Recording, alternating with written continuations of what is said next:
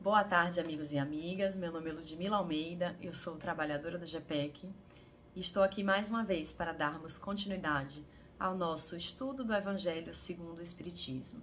Esse estudo que é feito de forma sequencial, todos os domingos, aqui através do canal do YouTube do GPEC. Então, se você não viu os estudos anteriores, fica aí o meu convite para retornar, para que a gente possa dar seguimento de uma forma mais clara, o entendimento ficar mais facilitado. Nós começamos desde o primeiro capítulo e estamos hoje já no capítulo 14. Vamos dar sequência ao capítulo 14, já no item em que a gente fala do parentesco espiritual e o parentesco material. Então vamos hoje complementar, na verdade esse texto é um complemento, ele segue a mesma linha de raciocínio do texto anterior, que foi abordado pela nossa colega Michele. Então, se você não teve a oportunidade de ver o último evangelho, recomendo que volte, pelo menos esse último, para que a gente possa seguir esse raciocínio, né? O anterior foi quem é minha mãe e quem são meus irmãos, e hoje vamos seguir com o parentesco corporal e o parentesco espiritual. Mas antes de darmos continuidade à leitura e à reflexão do evangelho, gostaria de convidar a todos para que possamos fazer um momento de harmonização, de oração. Vamos assim nos colocar numa posição confortável, com a respiração tranquila. Aqueles que desejarem podem fechar os olhos, para que a gente busque essa conexão com o alto. E assim rogamos. Amado Mestre Jesus, permite-nos hoje, mais uma vez, entrar em contato com as suas lições, através do seu Evangelho, que estejamos abertos, receptivos, que possamos compreender de forma tranquila, segura, as suas verdades, o seu exemplo e as suas lições.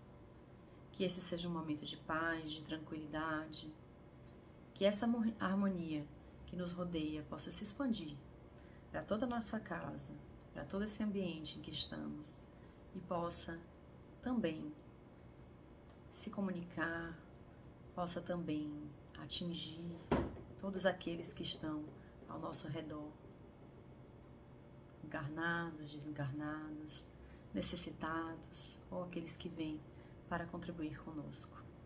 Que seja um momento de paz, de alegria, de reflexão no bem e que possamos estar aqui sempre que possível, Senhor, em busca do seu exemplo. Que assim seja. Então, meus amigos, vamos fazer a leitura e os comentários. Como eu falei, esse é um texto que dá um segmento muito próximo, né? Ele se interrelaciona muito com o texto anterior. O texto anterior foi quem é minha mãe e quem são meus irmãos. E hoje nós estamos lendo e refletindo sobre o parentesco corporal e o parentesco espiritual. Evangelho segundo o Espiritismo, no capítulo 14, honrai o vosso pai e a vossa mãe. Então, vou fazer a leitura e à medida que a gente for lendo, a gente vai comentando e refletindo. O parentesco corporal e o parentesco espiritual. Os laços de sangue não estabelecem necessariamente os laços entre o espírito. O corpo procede do corpo, mas o espírito não procede do espírito, porque o espírito existia antes da formação do corpo. Não foi o pai quem criou o espírito do filho. Ele não fez senão lhe fornecer um envoltório corporal, mas deve ajudar o seu desenvolvimento intelectual e moral para fazê-lo progredir. Os espíritos que se encarnam numa mesma família, sobretudo entre parentes próximos, são, o mais frequentemente, espíritos simpáticos, unidos por relacionamentos anteriores, que se traduzem por sua afeição durante a vida terrestre. Mas pode ocorrer também que esses espíritos sejam completamente estranhos uns aos outros, divididos por antipatias igualmente anteriores, que se traduzem da mesma forma por seu antagonismo na Terra, para lhe servir de prova. Os verdadeiros laços de família não são, pois, os da consanguinidade, mas os da simpatia e da comunhão de pensamentos, que unem os espíritos antes, durante e após a sua encarnação. De onde se segue que dois seres nascidos de pais diferentes podem ser mais irmãos pelo espírito do que se o fossem pelo sangue. Podem se atrair, se procurar, dar-se bem juntos enquanto que dois irmãos consanguíneos podem se repelir, como se vê todos os dias. Problema moral que só o Espiritismo podia resolver pela pluralidade das existências. Capítulo 4, número 13. Então, vou fazer uma pequena pausa, né, nesses dois primeiros parágrafos, para que a gente possa pensar, né? Já que estamos aqui falando dentro dos conhecimentos das bases da doutrina espírita, nós precisamos compreender que nós somos seres espirituais, habitando um corpo material, e que já tivemos diversas experiências, todos nós, encarnados e desencarnados. Daí, nós temos consciência dessa pluralidade das existências. E o que nos trouxe essas experiências que vivemos anteriormente? Nos trouxe uma construção de laços afetivos, né? Laços bons, laços afins, afinidade, e também laços não tão bons, que são, na verdade, as nossas desavenças, aqueles com quem não conseguimos nos colocar em equilíbrio, né? Conviver de forma sadia e harmônica. Então, baseado nessa experiência que tivemos anteriormente, nós viemos para uma nova experiência aqui como encarnados. E precisamos estar inseridos num contexto de sociedade. Então, veja quantas informações básicas do Espiritismo a gente precisa para poder compreender a formação dessa instituição primordial aqui, que é a família, né? A família material e também a família espiritual, né? Mas agora, falando um pouquinho da família material, por que nós estamos aqui na matéria, nesta família em que estamos hoje? Será que é tudo por obra da genética?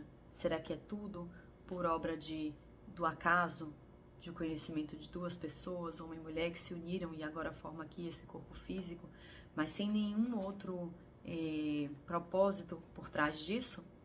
Na verdade, nós conhecemos, entendemos e vimos através de diversos ensinamentos e exemplos dentro da doutrina que nós temos uma família espiritual que precede essa família material. E como diz o próprio texto aqui do Evangelho, normalmente, o mais comum que ocorre é que você reencarne numa família em que há diversos espíritos afins. Então, são pessoas que têm uma certa harmonia no seu modo de viver, de pensar, de agir, né? Com essas pessoas é mais fácil, é mais tranquilo que haja um padrão de educação, que se transmitam os seus ensinamentos, que elas se apoiem mutuamente nas diversas situações em que vão passar durante as suas existências. Mas isso não significa que toda a sua família está encarnada junto, né? Então, a gente tem uma família espiritual e uma família material. E esses espíritos vão se alternando. Então, quando um espírito encarna aqui, há diversos outros membros da sua família espiritual que não estão na condição de espíritos encarnados nesse momento. E essa alternância vai acontecendo, vai se sucedendo, até que isso não seja mais necessário, de acordo com o grau de evolução de cada indivíduo, de cada espírito, né? Mas nesse patamar em que estamos aqui, essa encarnação e essa convivência em família e em sociedade ainda é o que nos move para que tenhamos as nossas experiências e possamos evoluir. E nós sabemos que essas experiências prévias que nos trouxeram aqui é o que faz com que a gente tenha que traçar novos rumos, sejam esses rumos programados ou não através de um planejamento reencarnatório. E muitas vezes não, porque às vezes não temos condições de programar, né, de fazer o nosso planejamento reencarnatório. Mas dentro desse planejamento feito por nós ou por outros espíritos que nos cuidam, que nos querem bem, que estão aqui para nos apoiar e nos incentivar no crescimento, existe o planejamento para que possamos conviver com esses outros espíritos que vêm na forma de nossos irmãos, pais, mães, tios e diversos outros parentes. Mas muitas vezes não são espíritos afins, né? A gente teve, certamente, todos nós, experiências múltiplas e muitas dessas experiências geraram situações que precisam ainda ser reparadas, corrigidas. E é nesse ponto que o texto nos fala que vêm espíritos em forma de prova, que essa convivência em família vem como provação. Então, certamente podemos pensar na nossa família ou em outras famílias, alguns espíritos que não se toleram, que não se compreendem, que têm muitas divergências. Talvez sejam esses espíritos que precisem estar agora vivendo próximos, fisicamente próximos, materialmente próximos, para que possam aparar essas arestas, construir um novo futuro juntos. Então, esse é um dos motivos, uma das funções fundamentais desse convívio em família. Além de progressão em conjunto, evolução espiritual em conjunto com pessoas afins, mas também a reparação de situações do passado que nos levariam a complicações morais que nós certamente não desejamos e que, se não forem reparadas nesta encarnação, certamente deverão ser reparadas em uma outra oportunidade, num futuro próximo. Então, esse texto nos deixa claro, né, que tudo isso se trata de um problema, na verdade, moral. Né? Tudo vem no cerne, tudo vem na moral. Então, nós estamos aqui para compreender esses laços, afinizar esses laços com aqueles que temos afinidades, mas também para tentar burilar essa relação com aqueles que não temos tanta afinidade assim. E aí a gente se pergunta, a gente pode se questionar, né? O que fizemos com a nossa trajetória que nos trouxe até aqui? Por que eu estou aqui hoje nessa situação, nesta família, nesse momento de vida? E quais afetos que eu cultivei, quais desafetos que eu cultivei? E como precisamos cuidar hoje em dia dos nossos afetos e dos nossos desafetos? Então, eu vou seguir com a leitura do texto porque ele nos traz uma outra parte nesses 2 últimos parágrafos, que é em relação àquele momento, né, de Jesus que estava com os seus apóstolos e com uma multidão de pessoas, e ele fala, né, esses são meus irmãos, essa é minha mãe. Então, vamos para os 2 últimos parágrafos. Há, pois, 2 espécies de família: as famílias por laços espirituais e as famílias pelos laços corporais. As primeiras são duráveis, fortalecem-se pela depuração e se perpetuam no mundo dos espíritos, através de diversas migrações da alma. As segundas, frágeis como a matéria, extinguem-se com o tempo e frequentemente dissolvem-se moralmente, desde a vida atual.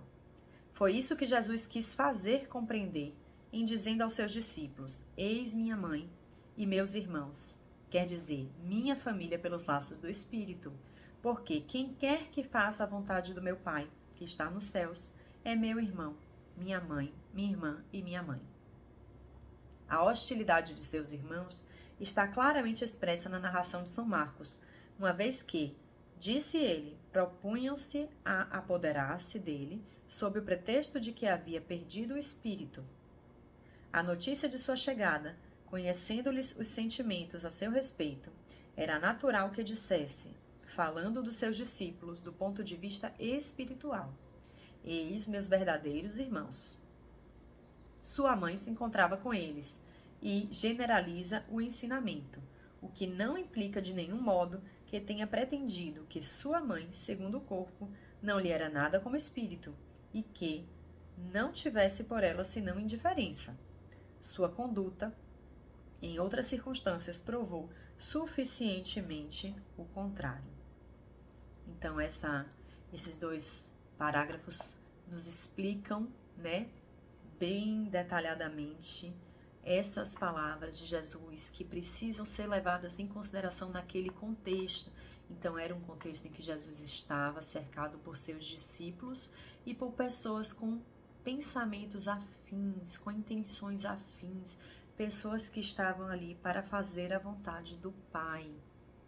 E Jesus considera nesse momento que a sua família espiritual são todos aqueles que estão dispostos, intencionados a fazer a vontade do Pai, o Pai que está nos céus. Né?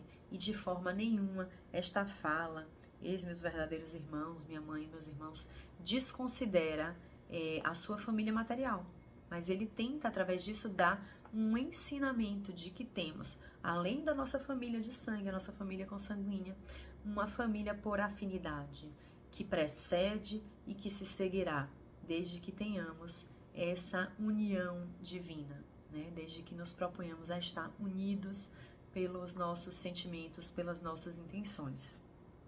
E ele ressalta ainda aqui no final de grande importância que, apesar de Maria e de seus irmãos estarem nesta cena que é retratada, né, no texto bíblico, de forma nenhuma Jesus colocou em segundo plano a importância de Maria na sua vida, porque isso já foi mais do que esclarecido e demonstrado em outras passagens do Evangelho. Então, meus amigos, que a gente possa compreender, se sentir seres espirituais com diversas existências, com laços de afinidade que vêm do espírito, que precederam essa existência e que vão continuar após essa existência. E que esta família aqui carnal, apesar de ter suma importância, ela é uma família que tem um tempo limitado e tem várias fragilidades, enquanto que a nossa família espiritual é a nossa verdadeira família. Ela é uma família duradoura, de bases sólidas e que, baseado nesta família espiritual, nós deveremos traçar o nosso caminho rumo à vida maior, que é o nosso Pai, né? A vivência do amor de Deus em sua plenitude, a nossa evolução maior. E eu queria terminar fazendo uma leitura de uma pergunta do Livro dos Espíritos, né, que tem muita relação com esse tema, que é a pergunta 980, que Kardec faz já naquele penúltimo capítulo, né, de Penas e Gozos Futuros. Então, na pergunta 980, Kardec indaga: o laço simpático que une os espíritos da mesma ordem é para eles uma fonte de felicidade? Ou seja, esse laço simpático aqui que é a família espiritual, né? Então, se essa família espiritual é para os espíritos uma fonte de felicidade, e aí a resposta dos espíritos é: a união dos espíritos que se simpatizam para o bem é para eles uma das maiores alegrias, porque não temem ver essa união perturbada pelo egoísmo. Eles formam no mundo inteiramente espiritual famílias com o mesmo sentimento, e é nisso que consiste a felicidade espiritual. Como no teu mundo, agrupai-vos em categorias e sentis um certo prazer quando vos reunis. A afeição pura e sincera que experimentam, e da qual eles são objetos, é uma fonte de felicidade, porque lá não há falsos amigos, nem hipócritas. Então, esse, se Deus quiser, é o nosso futuro. É a nossa união com espíritos simpatizantes para o bem. Então, que a nossa família prospere, que a nossa família seja unida, se ajude, coopere para que possamos chegar a essa felicidade descrita aqui no Livro dos Espíritos.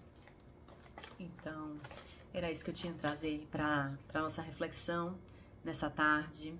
E para terminar, gostaria de convidar a todos para que possamos fazer uma oração de encerramento. Então, mais uma vez, vamos nos colocar numa postura confortável, tranquila, com a nossa mente calma, serena, a nossa respiração suave. E rogamos ao Pai amado, que nesse momento possamos fazer jus, Senhor, de participar da Tua família, a família do amor, a família do perdão, da caridade, e que esta família universal possa cada vez mais se sentir confiante, se sentir amada, e assim, nesse sentimento de fraternidade, possamos nos impulsionar cada vez mais para a sua compreensão, Pai, para o seu amor. Que neste momento, aqui, onde estamos agora, possamos sentir o teu amor e que esse amor se espalhe e alcance todos aqueles que estão ao nosso redor. Que vibremos a paz, que vibremos a saúde integral, que vibremos a esperança de dias melhores e que assim, Pai, possamos terminar esse estudo um pouco mais tranquilos, mais aliviados, mais alegres, mais esperançosos do que começamos. Que essa seja uma semana de paz, que essa seja uma semana produtiva para todos e que possamos nos encontrar no próximo domingo para uma nova reflexão. Que assim seja. Então, Então, muito obrigada a todos aqueles que estiveram aqui comigo e que todos os domingos aqui no canal do GPEC possamos continuar essas leituras e reflexões do Evangelho segundo o Espiritismo. Até a próxima!